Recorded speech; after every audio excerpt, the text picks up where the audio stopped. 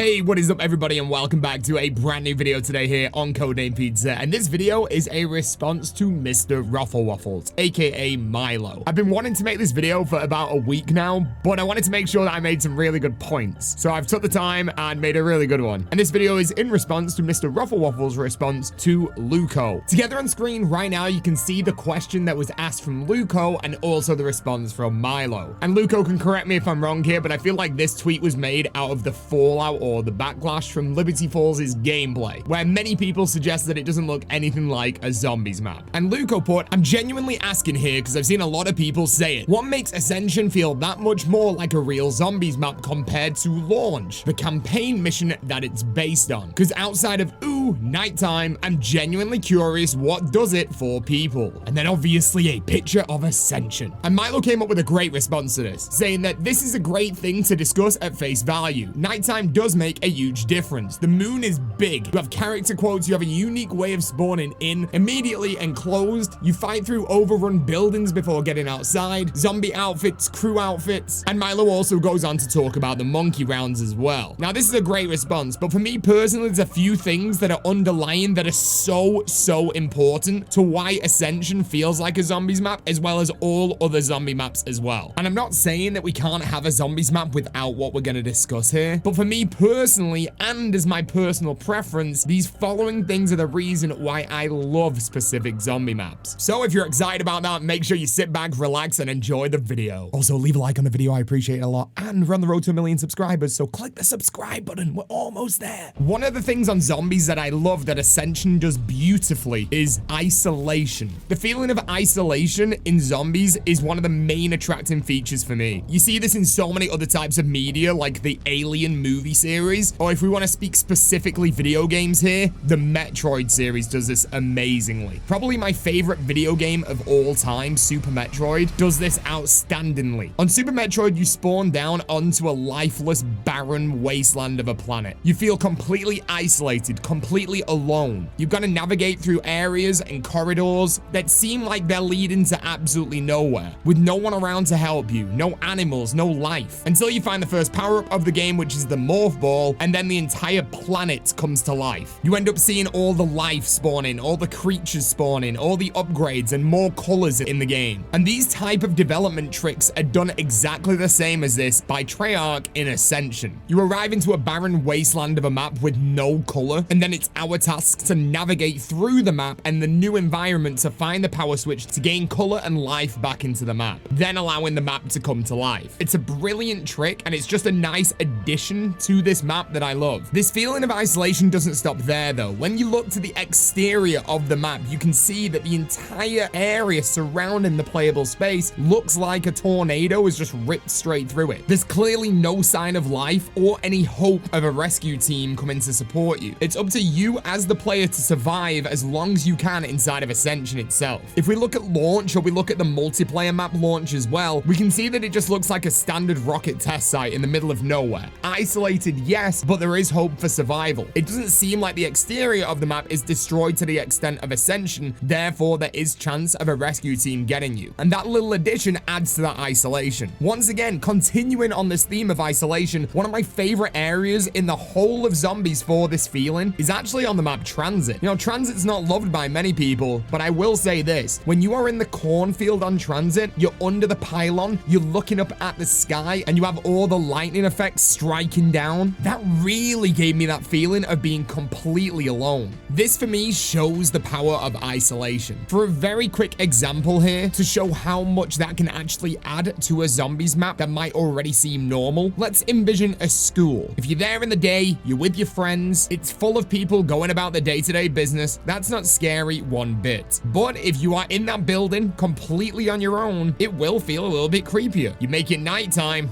it's even more creepier. And if you can add a backstory to that, it's even scarier as well. Replace the school with a hospital where you know people have passed away. There might be tales of ghosts in the corridor. Once again, put me there in the day, I'm all right. You put me in there at night, alone, I'm gonna be creeped out. Feeling alone and isolated is scary. Now, I'm in no way suggesting that every single zombies map needs to be nighttime. We've had incredible maps that take place in the day. You look at Horizon Drag, you look at Origins. You don't need nighttime to be scary. It's just an additional feature that could do that. And maybe if you look at the feedback from Liberty Falls, maybe it's just missing something specific for many different players. Some players, it might be missing that nighttime element, and other players, it might be missing something else. Going back to Transit's cornfield here for a second, it also shows how much power the addition of weather can have in a zombies map as well. I completely understand the direction that Treyarch are trying to go with Liberty Falls. You know, it's supposed to be a map where you as the player are basically first on the scene to a zombies outbreak. It's a brand new opening into the dark ether that spawned there. So therefore, the map must feel like a regular town because the outbreak has only just begun. But I think in terms of a zombies map, an experience in a zombies map for what it is, a weather change during the player's playthrough can always be a great addition to that experience. Aside from isolation, we can also see extra things inside of Ascension that gives it a little bit more zombiness. Just the likes of sparking coming off different panels or generators. We get to see a load of the map with fire coming out of it. We get to see vehicles that are destroyed. You know, alone, some of these things don't add up to much, but in the bigger picture, along with other stuff we've already discussed in this video, they do. We get to see some of these things on Liberty Falls. You know, we get to see lots of fire. We get to see a destroyed vehicle. Like I said, on their own, not much, but in the bigger picture, they can become something. Another huge thing that makes zombie maps zombie-ish, in my opinion, is original assets. Things that we don't see inside of campaign, things that we don't see inside of multiplayer, things that when you see it, you know it's completely unique to our zombies experience. We can see this literally from day one, how much of a success this idea is from zombies all the way back in 2008. You know, if we look at the wonder weapons alone, the ray gun, the wonder waff, the monkey bombs, these are things even back then people wanted to play zombies for just to experience those assets. And as we move forward throughout the years with zombies, we get to see loads of more unique assets that bring these zombies maps to life and make them completely unique in comparison to campaign or multiplayer. You know, let's look at the likes of Gourd Crovey. We have rideable dragons. We can look at Horizon Drag, and we've got ghost wolves. We've got keepers that are ghosts inside of there too. And even looking at non-living assets such as dragon eggs or rifts or Viking ships, teleporters. There's just so many other things that we can see inside of zombie maps that bring it to life for me personally that we don't get to see inside of multiplayer and campaign. And I think this is why I'm so excited to play Terminus again. Zombies aside, Terminus looks like a zombies map in my opinion. An incredible amount of assets that we can only see inside of that map. You look at Liberty Falls and it kind of just looks like the multiplayer map. Obviously there are some things, but we'll get onto that in a minute. An absolutely crazy example that I'm going to give you guys right now about specific assets is from Black Ops 3. If you look at this gameplay right now and you completely ignore the HUD, you would think that this was a zombies map, right? The entire map is completely beautiful. It's filled with unique assets. You know, we've never seen these before. And even a bunch of assets from zombies itself, like the dragon eggs. And just little additions of green smoke coming out of specific items and the sky being filled with crows. It just gives this map so much life and creepiness that would make this an incredible zombies map. And the mental thing is, this was a multiplayer map. I've always been disappointed that we never got to play this as a zombies map. So if no one's made this into a custom map yet,